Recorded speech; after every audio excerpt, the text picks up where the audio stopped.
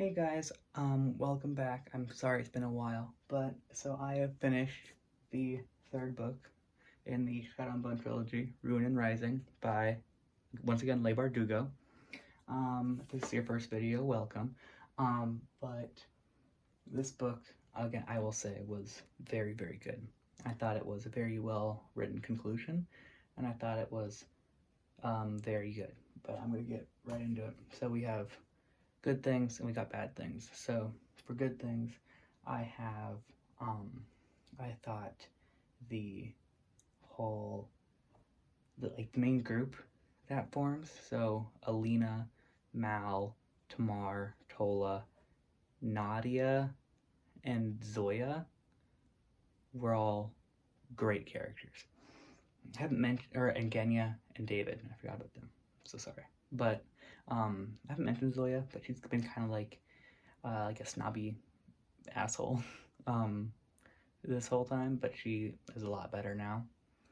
Still kind of a bit of a snob, but kind of a snob, but she was a very good character, very enjoyable. I really enjoyed getting more of Nikolai, because Nikolai, I think, is probably my favorite character now that I finished. Nikolai is my favorite character. He's awesome. He's funny, charismatic. Which are, I guess, those are synonyms, but he's very cares about the people because he was once in the military, has been on the ground as just a citizen before, and understands how they live and understands what's important to them, which is very cool. I thought Alina and Mal's relationship was done a lot better in this book than the previous two books. I thought they were a much better couple now. I think in terms of problems, the biggest problem for me is still the pacing. I think it was proved in 2, but book 3 has pacing problems, especially in the beginning and the end. Because in the beginning, it's 50 pages. You go from Alina being saved by the Apparite to now Alina's being held hostage by the Apparite and be separate from all her friends, to now they're working together to make a plan, to now she has her powers are gone, to now they're back, to now she's in charge and she almost kills the Apparat. And it's all of that in 50 pages. It just happens all really fast, and there's no breathing room. We don't get to live in, oh, she has no powers. We don't get to live in the, oh, she's being held hostage essentially by the Apparat. It's all she just fixes it right away. Same with kind of the ending. The ending goes from okay, here's our plan. We're gonna wait here and attack the Shadowfall when Darkling comes across, to 20 pages of chaos, and now boom, Darkling's dead, Alina's no more powers, Mal dies, Mal's back alive, and boom, we're done. Which, spoilers, I'm sorry, but these books are been out for a while, so it's also a spoiler review, so I don't know what you expected if you don't want spoilers. But it was still very good. I did think Alina losing her powers was unexpected, but I fully thought she was going to full on die and be a martyr. Which I guess she kind of ended up being a martyr with her losing her powers, and then she fakes her death with that.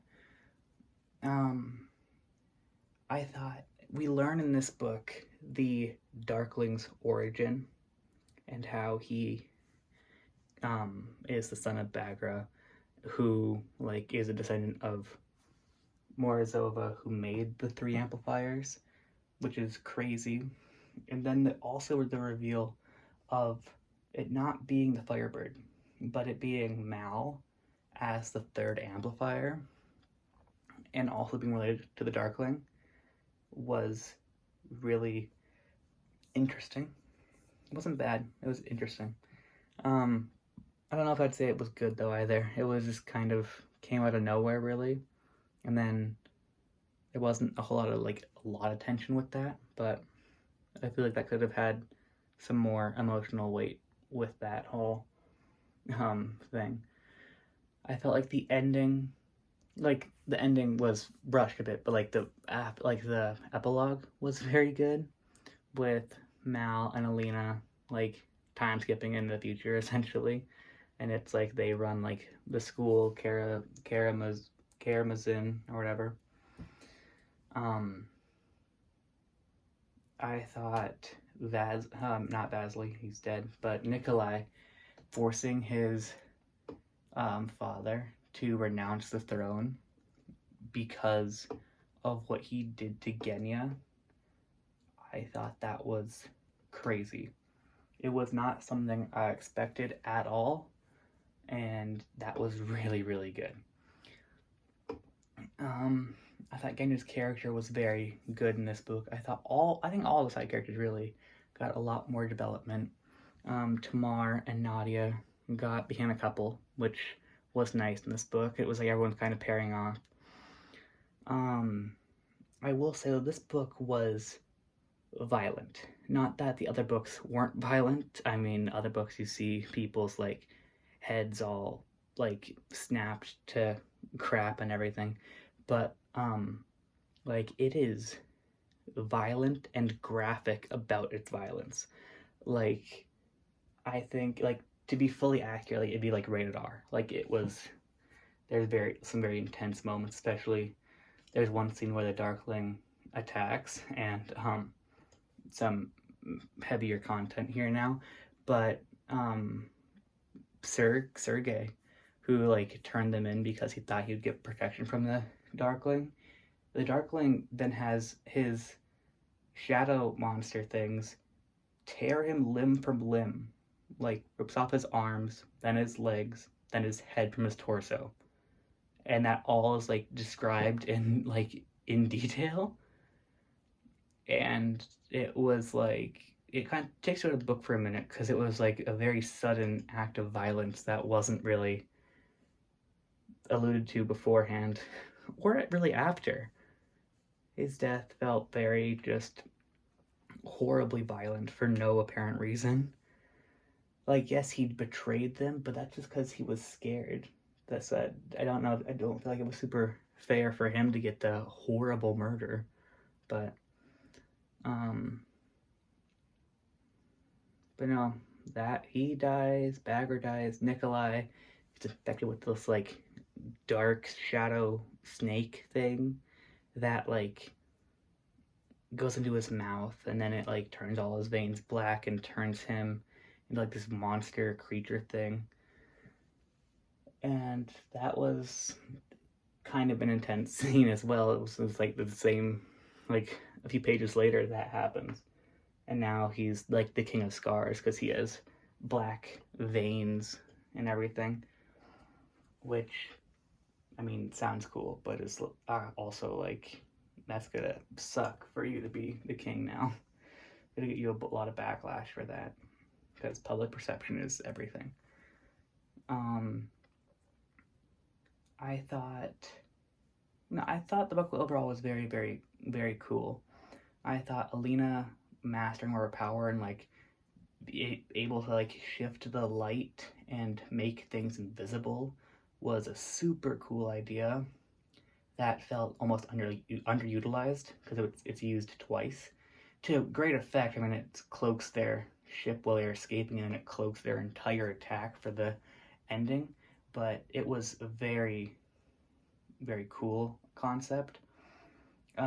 They did not ever explain how they can suddenly do these more intense magic, like because the Grisha use the small sciences, so and then the Darkling, if you just try hard enough, you can use the large sciences. I guess it's never really explained how they have that ability.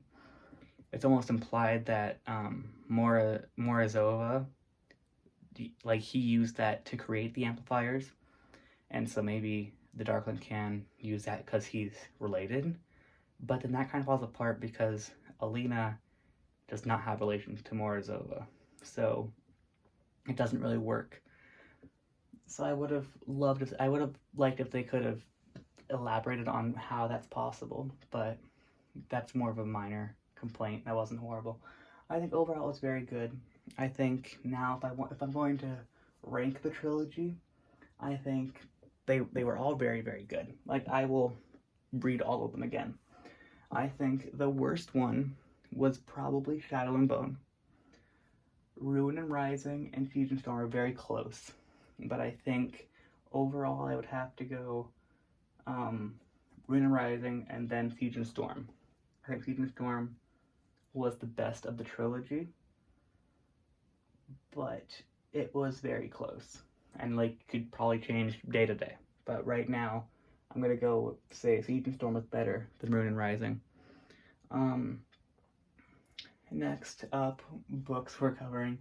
We have the next book in the Grisha verse, Six of Crows. And that's kind of all I have, really. I have read this book before.